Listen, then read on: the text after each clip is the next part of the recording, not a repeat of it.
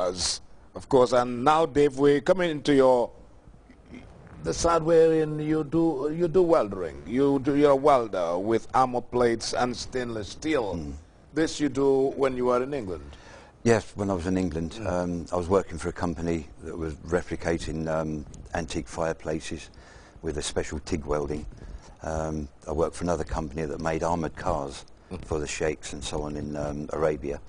It was based on a Jeep, but it was lined inside with stainless steel. Even the keyhole had a box inside, so that just in case the bullet went through there, it was still caught. And it was all specialised welding with TIG, TIG welding. Interesting. Do you practice welding in the Gambia as well? Yeah. You got a garage? Yes, yeah. Land Rover workshop. Okay. Specialising in Land Rovers, hence the Land Rover one. In September 2005, let me take you to this bizarre incident. There was a Mercedes-Benz that got an accident and the driver was hauled in the vehicle. He cannot get out. Right. And did you pass by it or you were called to rescue? No, this was actually the start of working with mobile traffic. I was on the way to Banjul in my car and I saw the accident. It was the skid mark was something like 90 metres going towards Banjul, and where the foam factory is now, just before Bunza Road, it skidded, rolled and then hit a tree. He'd hit the roof against the tree while he was on his side and then flopped back down again. Well, because the roof was dented, it made the roof stronger. By the time I saw the accident and realised what was going on, and I wasn't known like I am now then, but I knew that I could do something, and I spoke to one of the police commissioners that were there controlling traffic. The fire brigade were there and various others, and people had cut the windscreen pillars, but they couldn't lift the roof to get the boy out because everything was all trapped, and he was in there screaming, blood all over the place. So I said to the commissioner, I want to get my car ring, so I've got a chain, we can put it across the roof, I can reverse lift the roof up, then they can get the boy out. And they weren't sure what to do, so I did it. I just drove across the road, pulled up behind the car, and what horrified me at the time was there were people taking bits off of the car while the boy was inside, lights and indicators, bits and pieces, and running off with it. And people were just standing there watching. Anyway, I got the roof up, making sure my car was all locked up so I didn't lose anything. We got the boy out and off he went, and I was told by the IGP next day that he died a couple of hours later. So if I'd have got in there and done it straight away like I can now, hopefully, or maybe he would have been alive. But from then, things started, and now I've done, say, for 6 years or more. Was that the stepping stone for you to be recognized by the police? Yeah. And consequently, you're now with the Gambia Mobile Traffic Police? Yeah. That was it? That was the starting point. That was the starting point. And over the years, what have you been doing with them? Well, so I've got over 300 accidents documented, on the computer, the various photographs. I'm on call 24/7, so it's a good job I'm not a drinker. Anytime, day or night, they call me. I remember one time, an ex-IGP called me 2 o'clock on a Sunday morning. Land Rover 1, we need you, Senegambia. So I went out. I just take photographs of the scene, clear up, drag cars off the road, sometimes take them to the police station, sweep up afterwards. I carry all the gear in my car, ropes, brooms, shovels. I've even got an air jack. It's like a big balloon you put under a car, put it on your exhaust, and it lifts it quite quickly. So if you've got somebody trapped, you can get them out very quick.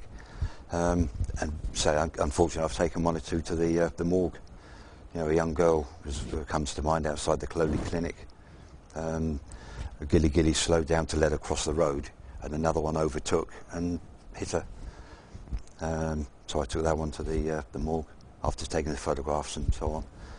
So yeah, there's been quite a few fatal accidents that I've been to.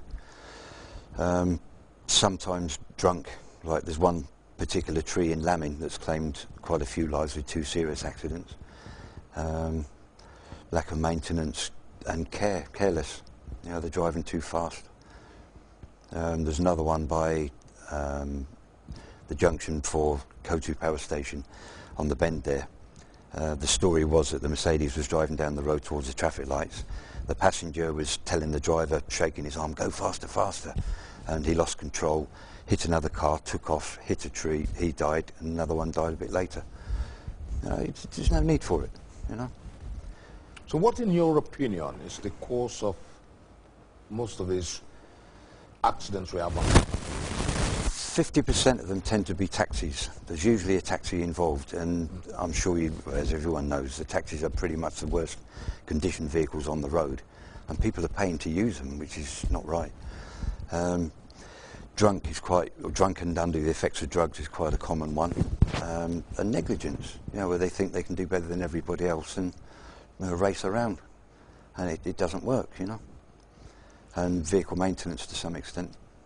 Let me take you to the roadworthiness of some of the vehicles. I mean, some vehicles definitely should not be on the road. Do you advise the police on roadworthiness of some of the vehicles on the roads? Occasionally. I'm actually working on something now where it's bringing in the MOT that was in UK 20 years ago. So it's basically doing the test as it is now, or should be now, but the paperwork's a bit different. So you get a certificate saying that you've passed the test, or a failure certificate, which you MOT, take back. what does that mean? Basically MOT, Ministry of Transport. Very well. Oh. It's all going through the channels at the moment, but if it comes off, it will mean that the annual test can be done at any time of the year. As long as you've got a month before the expiry date, you can get your insurance done, because at the moment insurance companies are insuring vehicles they haven't even seen. It may not exist, or it may have been crashed yesterday and they've got to pay out, you know.